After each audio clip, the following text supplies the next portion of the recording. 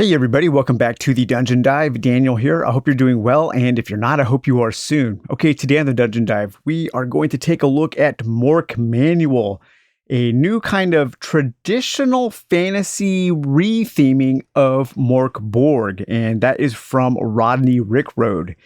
We will do a quick flip through of the book. I'll do a somewhat of a review, talk about what I like about Mork Manual, what I would like to see more of in hopefully an upcoming supplement for Mork Manual. And then we will create a character. I'll pick a character and we'll create a character and kind of create kind of a session 0 for a new Let's Play that I'm going to do with Mork Borg, or with Mork Manual, I should say. Similar to the last one I did, it won't be a minute for minute recording of the playthrough, but I will do session recaps and talk a little bit about my adventures in a series. And I am going to be using the Valley of Forbidden Churches as the basis for my adventures here. So we'll talk a little bit about that as well.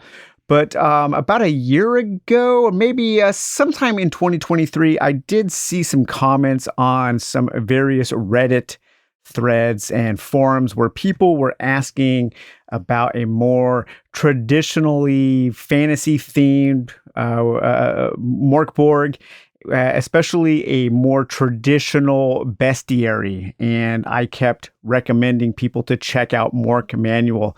I think the Kickstarter campaign had already closed, but it was available for pre-order for quite some time. And, I was telling people, hey, you might want to check out Mork Manual. It is kind of a Mork Borgish thing, but it is more of a traditional fantasy theme. And it does seem to have a really cool bestiary. And I would tell people, I don't know for sure, but I'm taking a chance on it. I was a backer and I am so happy that I did, because this is awesome. I really do like Mork Manual a lot. It has all of the things I love about Mork Borg, in that the rules are quite simple. They can be printed out on a single page. You kind of have everything you need there.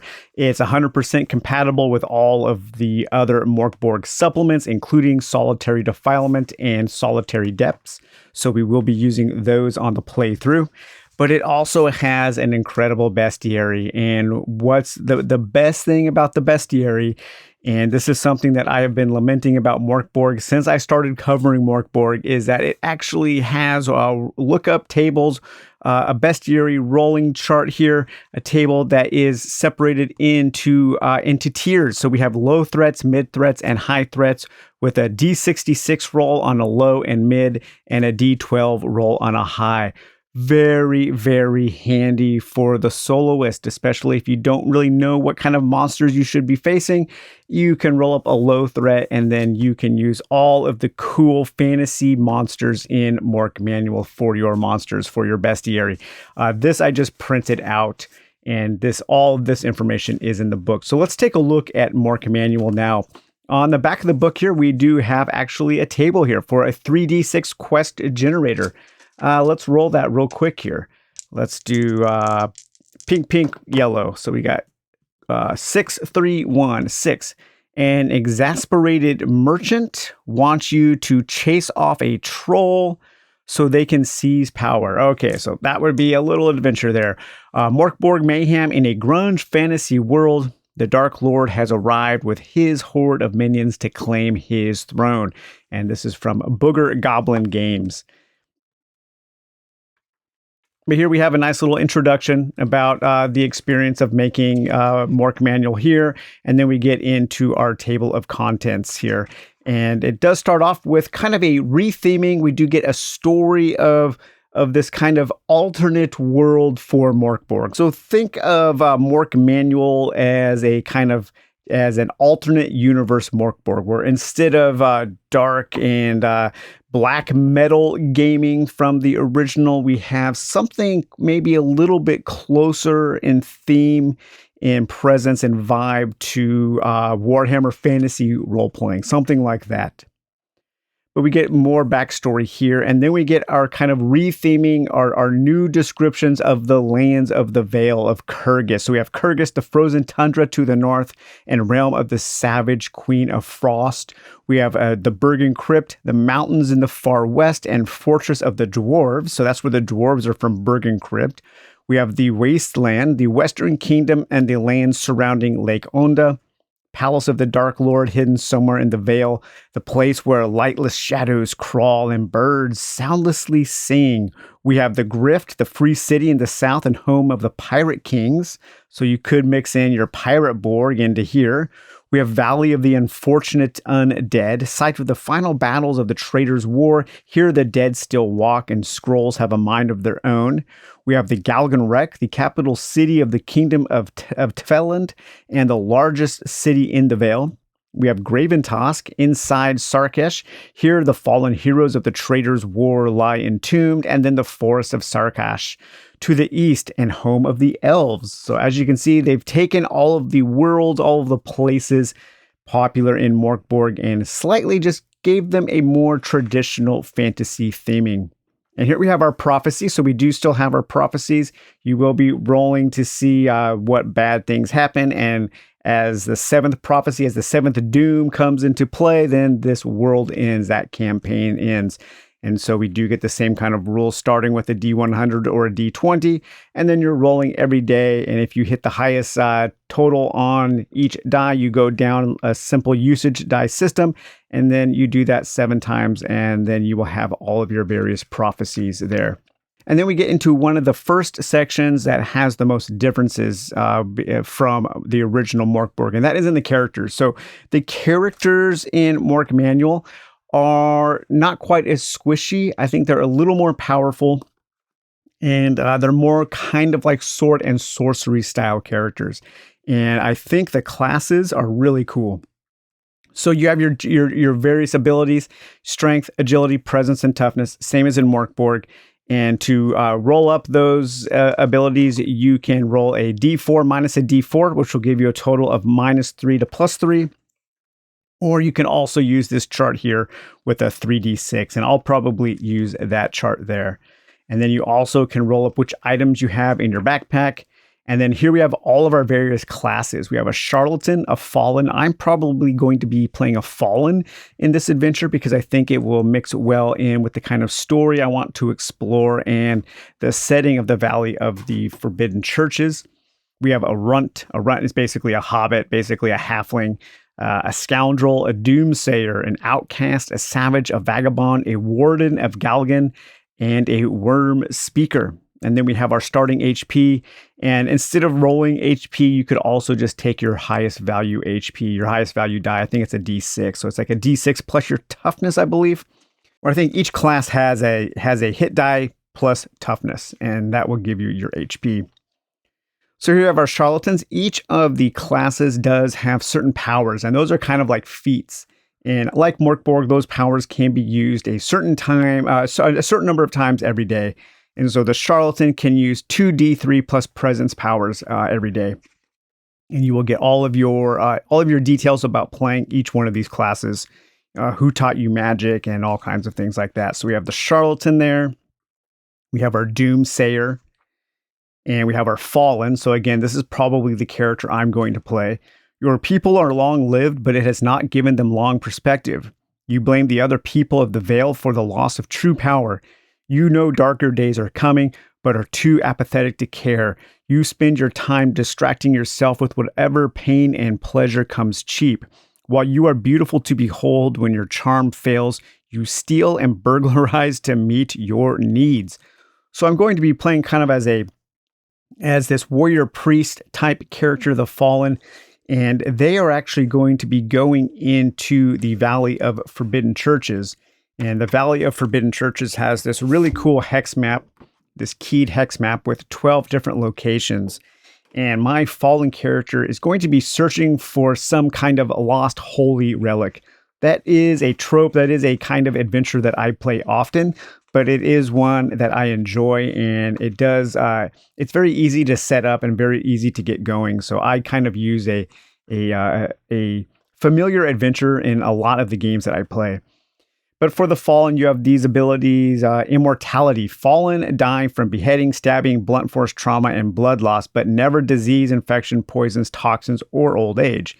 You are immune to them. That's kind of interesting. If you cut off his head, yes, the Fallen will die, but good luck with poison. And then we have our Outcast. We have our Runt, so that's kind of our Halfling. We have our Savage, our Scoundrel, our Vagabond, the Warden of Galagan, and the Worm Speaker. And then here we have our weapons. So again, it is a 1 through a 12, with a 12 being the Zweihander and the 1 being a club. You can get things like a sling, a dagger, an axe. So kind of your typical Mork Borg setup for your basic weapons. And then here we have all of our basic armor. Armor is pretty much the same. You have anything from no armor, which is a tier 0, to plate mail, which is a heavy, which gives you a minus d6 to damage, but it is a tier 3. And we do have on the official character sheets here, it does give you what happens if you are wearing certain types of armor. So medium armor, you have a -2 penalty to agility tests, and heavy armor, you have a -4 penalty to agility tests there. And that information is also here. And then we get all of our rules, all of our basic rules. We do get our difficulty ratings, everything from a D6 or a DR6 to a DR18. I like the descriptions here. It's very easy to imagine. So something very simple, so simple, you have to work hard to fail. Holding a ball, so just holding a ball in your hand. A DR12 is kind of the typical challenge rating in a Mork Borg game. So that is a normal task, some chance of failing. So that's throwing a ball through a hoop. And then we get up to DR18, which is almost impossible. This is juggling 5 balls on fire. So very easy to conceptualize. I like that. It gives you a kind of a concrete examples of what you can imagine in your head when you do need to come up with your difficulty rating. And you do roll a d20 and then just add your stat. Of course, we are playing with the strong hit, soft hit, and miss with from solitary defilement, which will be 2 d20s. And then if both of them hit your difficulty rating, then that is a strong hit, or you have a weak hit, or you have a miss. So we'll be playing with those rules there. If you're a new friend, making friends. If your new friends have intentions are uncertain, roll 2d6 and consult below. So this is kind of like what happens when you meet your NPCs. And then, hey, you want to kill some people? Of course you do. You're playing Mork Borg. So here's what happens when you go down to 0 HP, and you can roll d6 there for your broken bones for when you hit 0 HP. We get into our rules on combat. It's pretty much just Mork Borg rules. Again, everything can be summarized on one page here for all of your combat, nothing too complex. It does introduce maybe a few more things you can do, like concentrate or disengage, grapple, ready in action, ready in item, run, stand up, and some quick actions. So there is just maybe one little thin layer of complexity on top of standard Mork Borg here. Then we get our critical fumbles and our critical hits, our morale system, resting, movement. This is one area where I would like to see a supplement for Mork Manual that focuses more on traditional hex crawling. There aren't really rules on any kind of hex crawling and hex adventures in this book, and I would really, really like to see that. If this book contained rules for generating random hexes and having random hex crawls, this would be, I think, one of my favorite all-in-one RPG books. It already is. I already love this book, and I'm really excited to play this game. But I think it's just missing that one little element. And so I think a zine-style expansion for Mork Manual with hex crawls and random kind of more stuff for creating random adventures would be super, super cool. Getting better, so leveling up is pretty much the same as in Mork Borg. You don't really have levels in this, but you have a chance of increasing your abilities, and then you also will find something lucky. You might get some silver or a scroll or something. So we do get into a few optional rules. There are rules for multi-classing. I typically don't like multi-classing in games because I find that it just adds more things that I need to keep track of. If I needed to multi-class, like let's say I was playing a warrior and I needed some skills that were involved with a thief, some thieving skills or something, I would probably just hire and create a stripped down NPC character, a hireling to accompany me so I could take advantage of their thieving skills or something like that. And then we get into our equipment section. So we have all of our equipment, what it does, how much it costs, and the rarity, how hard it is to find as you go to certain settlements. We have I think it's from common to common to rare. So we have common, uncommon, and rare. And depending on if you are in a large city all the way down to a hamlet, you have a chance of finding those types of items there. We do get a lot more, I think, more gear, and it is more tailored towards your traditional fantasy setting here. And speaking of hirelings and henchmen, we have a way to create and hire hirelings and henchmen. So that's really cool there. You get a henchman and roll D20 for a desire for your henchmen, your specialties. So very easy. I will probably roll up a henchman for my main character to kind of help balance out being a single hero out on this adventure here. And more things for hirelings. And then here we get into our powers. So these are all of our scrolls and our spells and our feats that all of our different classes and characters have. So there's a lot more detail in this section than there is in the original Mork Borg section, and this is really cool. So there are a lot more different powers that you can get. And here we get into the next section that I think is super cool, and that is things to encounter, and that is your basic bestiary. So we have all of your kind of standard D&D monsters. Basilisks, bats, bears, beastmen, bugbears, chimeras, cockatrices, cyclops, dragons, dwarves, elves, all kinds of different humans, harpies, hobgoblins, medusas, manticores, a tyrannosaur, a vampire, a wolf, a skeleton, serpent folk, orcs, giant rats. So yeah, super, super cool. I know a lot of people wanted a more traditional fantasy bestiary for Mork Borg, and this seems to just take the cake and run with it. I can't imagine a traditional fantasy bestiary for Mork Borg being any better than this. So if you have a whole bunch of standees or miniatures that you wanted to use, now you can use them with your standard games of Mork Borg. And so let's take a look at our beastmen here. We have a medium, monstrous, humanoid, servants of the Dark Lord. They have 8 HP armor. They have leather and shield that does D2 plus 1 for their armor rating. We have their morale is 8. They attack with a spear. It does D6 plus contagion. So if hit, roll a D12. A result of 1 means the target is diseased and will turn into a beastman in D4 plus toughness days unless cured. They sprout horns the next morning if not treated and cured. Number of appearing, which is really nice. So very easy to roll up encounters with this. They are servants of the unclean. Beastmen look like large goat-headed humans. Some sprout extra limbs, tails, or even a second head. They want to spread mayhem and hasten the rise of the Dark Lord. What kind of layers do they live in? They live in remote areas and raid cities and towns, then disappear back into the darkness. And then we also have their treasure and a D6 table for some rumors for your beastmen. So there are some sub tables, some things to roll up on within this bestiary. This is super cool. I'm so excited to have this bestiary in my arsenal.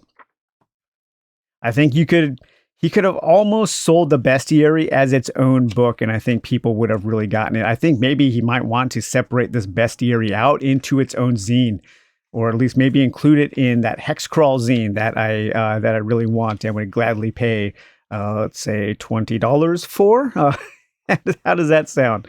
But I love this. This is so cool. I love bestiaries, and especially traditional fantasy bestiaries, just because those things are familiar, and it's easy for a soloist to create encounters when they're based on things that that are familiar. And then here we have all of our charts here. So D66 low threats, D66 mid threats, and again a D12 for your high threats. D6 reasons not to fight. That's kind of cool there. And then we have a chapter on artifacts and some treasure. I love this chart here, special treasure table. This table is referenced in chapter 6, things to encounter, but can be used for special treasures for all occasions. These are mostly permanent artifacts. So I was thinking of the artifact, the relic that my character is trying to track down would be one of these.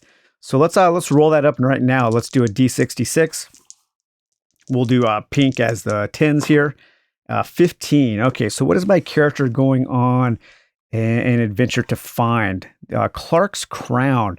This purple velvet sack is meant to hold 72 small-sized items, but can hold up to 20 normal-sized ones without changing dimension or weight. When moving an item, roll a d6. On a result of 1, that item is stained purple. Okay, interesting. All right, so that's kind of what we'll be going after, some kind of magical bag of holding or something. Maybe what it contains is actually more valuable than the thing itself. It contains there's some super powerful relic that it actually contains. D10 consumables here, elf onion, harpy, talisman. Here we have intelligent weapons. Roll a d8 to discover an intelligent item. We might find, what was that there? A 7, a short sword of law. All right, a D12 as the weapon's ego manifests. So you're rolling up intelligent weapons there. And then here's the small section on having journeys. I would love to see, this is the section that I would love to see expanded upon in its own zine with detailed rules on hex crawling and creating just random wilderness adventures. But we do get some rules on overland travel, on hunting, on different types of terrain and weather. And then this is a pretty cool section. It's a little small. So again, I would like to see this expanded in that supplemental zine. But we get D20 encounters on the road, encounters in the wild, how to set up your encounters. And then we also have our D12 town encounters, interesting features of a town, D20 encounters in cities. And then we get into a little bit of a appendix section here with all of your vagabond skills. So these are kind of your thieving skills, such as climbing, hiding in shadows, moving silently, pick locks, pick pockets, listen at doors, find traps, and disarm traps. So if you want to play a thief in Mork Borg, this is definitely the character class for you. It has all of your typical kind of D&D thieving skills. And then here we have some universal skills. It just goes over things that might be associated with strength, agility, toughness, and presence. D12 weird dungeons, D6 memorable deaths, 2d6 things you see while fleeing the dungeon. So again, it doesn't really have any kind of rules for creating dungeons, but you can always use your appendix here, your Bedeviled Dungeons page in your original Mork Borg book. So I think this is another area that I would like to see expanded upon. How to handle darkness, 20 disasters in the dark. What is a safe room? The Spectre of Malice, Adventures in the Veil. D12 manifestations of malice. And here we have our index and our creature index. So you can look up creatures in alphabetical order that are in the bestiary. And then our rules summary page there. So yeah, that was a flip through. Kind of showed you everything that you get in Mork Manual. If you love Mork Borg and you have just always wanted a more traditional fantasy setting to play in, this is the book for you. It's super well made. I'm very, very happy with it. I am especially happy with this bestiary. I think this will greatly improve a lot of solo games with Mork Borg, just rolling up random encounters, random combat encounters more quickly. And then also the rules summary page is really, really handy.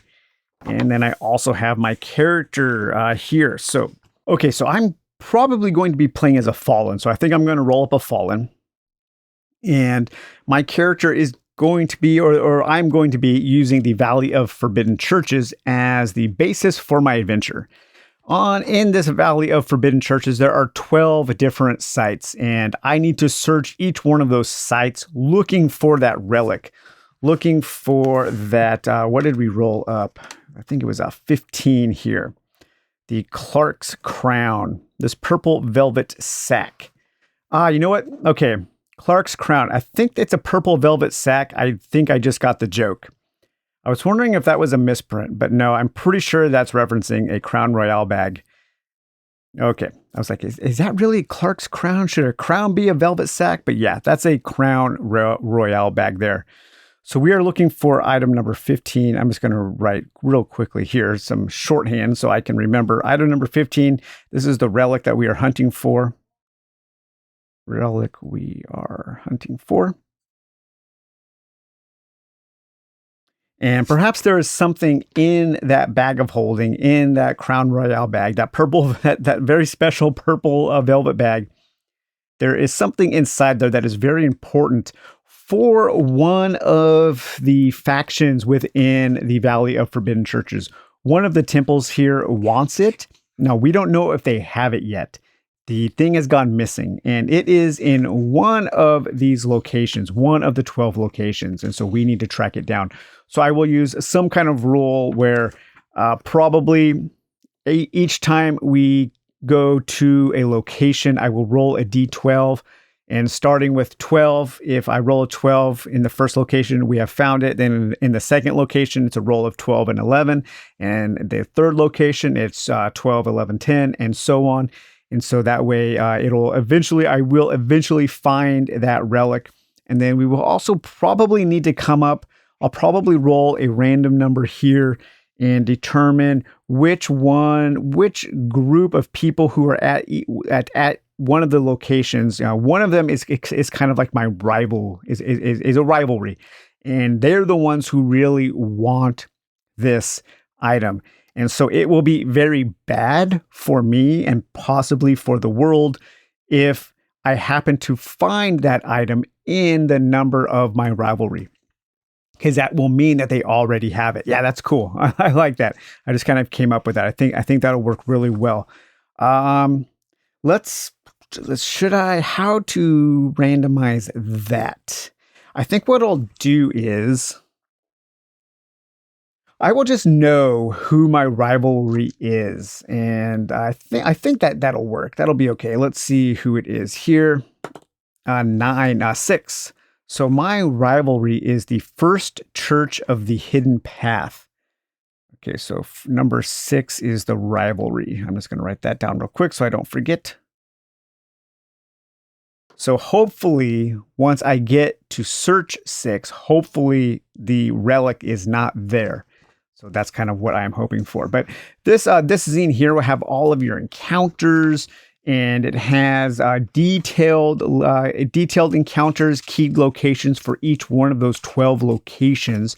And it also has this subterranean world called the Demon Worm Tunnels. And these tunnels do connect to the overworld.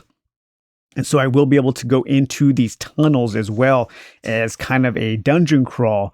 And when you go into these tunnels, there is a D66 lookup table for encounters in those tunnels. So this is a super cool supplement. And I think it'll be a lot of fun playing that with a Mork Manual character. So that's kind of the basis of our adventure. So let's see here. What is my character's name? He is a fallen. His name will be Tanner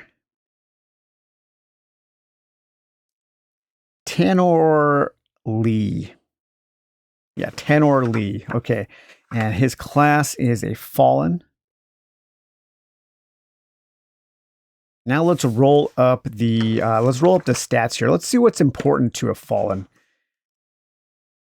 Let's see, where is my fallen? So enthrall. So here's their abilities. They have a grace. They have so grace is a +1 agility. So they probably want to have more of an agility. They have a -1 of their toughness.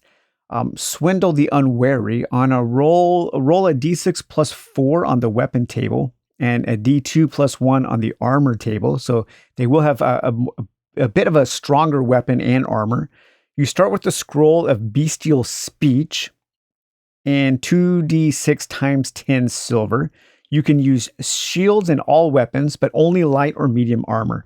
You can use lesser wizard scrolls. Okay, let's see. They also have blood memory. You may wear light or medium armor and still use scrolls. Enthrall.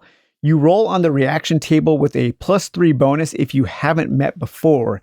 If you have met, even a pretty face won't change what they remember. So I'm kind of charismatic. So that will actually play really well in this adventure as I'm going to each one of those locations and looking for things. You know, I don't want to go in a sword swing, and I want to do a little bit of investigating, a little bit of convincing people that, hey, you know, I'm looking for this relic. It would probably be a good idea if you have seen it to let me know. And where is that reaction table? Here it is. Hey there, buddy. We'll kill you, scum. So I get to have a +3 on this. So I have a pretty good chance of them wanting to help me. So okay, that's cool. Okay, so I am a Grace. So it has a power called Graceless.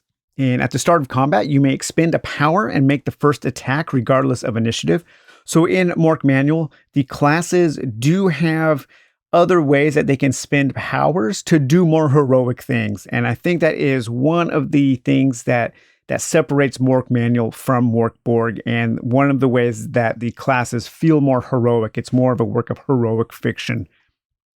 Also, Trip the Light. I can expend a power. If your next attack hits, you may attack again. You may continue until you miss, stopping at 3 total attacks. The second attack is a DR +2. If that hits, and the third is a DR +4. So kind of a flurry of blows there. And then Nosy Neighbor. Fallen have a +3 bonus to move silently, listen at doors, and detect secret doors. You may test to detect secret doors even if not searching. So I'm a good snooper. I'm a good investigator, kind of. Yeah, this class will be really good for the kind of adventure that I want to have. So let's roll up our stats real quick here. So we're going to do, let's see, roll 3d6 4 times and tally the results. For each result, review the chart below, determine your ability. Then you can discard the 3d6 tallies. When you pick a class, assign your scores to each ability as you see fit. Okay, so we will roll 3d6 and we will tally that up. Okay, so here we have a, what is that, a 12 there. So we do have a +1 for one of our stats will be a +1. Another stat will possibly be that was cocked there, a 9, which is a 0. We have a 10, which is a 0. And one more. A 3, a 7, which is a -1. Okay, so not great. No +2s or +3s, but also no -2s or -3s. So we have a +1, a 0, a 0, and a -1. I'm going to give my +1 to my strength. I will give my agility a 0. I will give my presence actually, I'm going to give my agility a -1, my presence a 0, and my toughness a -1. So I'm not going to be very tough because my fallen does have a -1 to his toughness. So that's going to be a -2.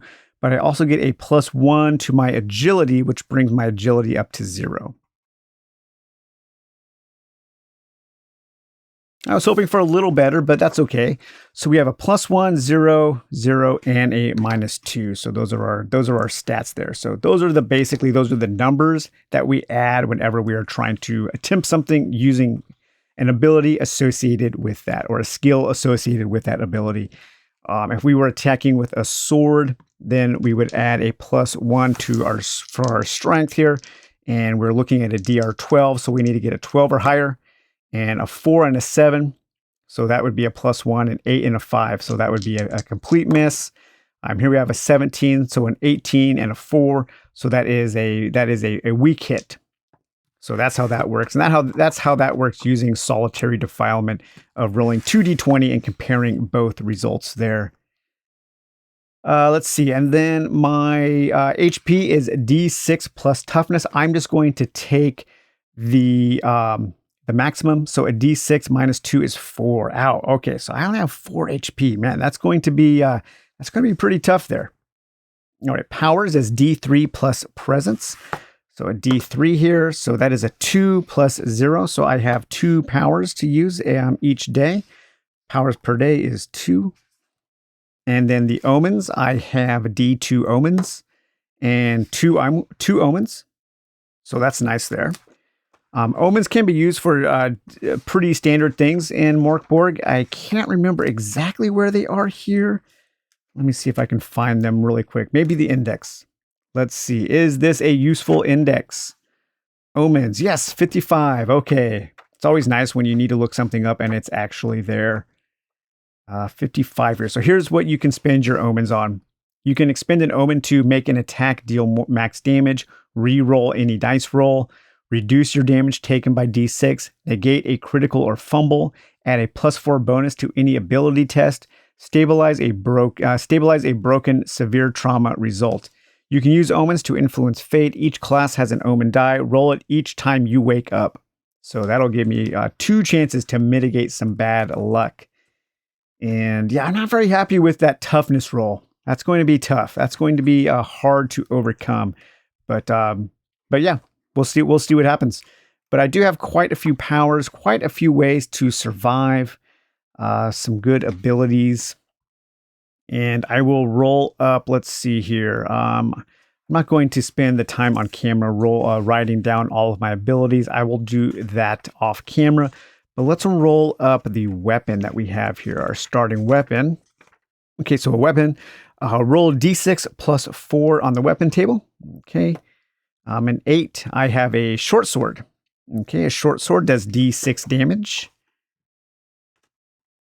So attack, I have a short sword. And that is d6 damage. And that will be a +1 bonus there. And then also a d2 plus 1 on the armor.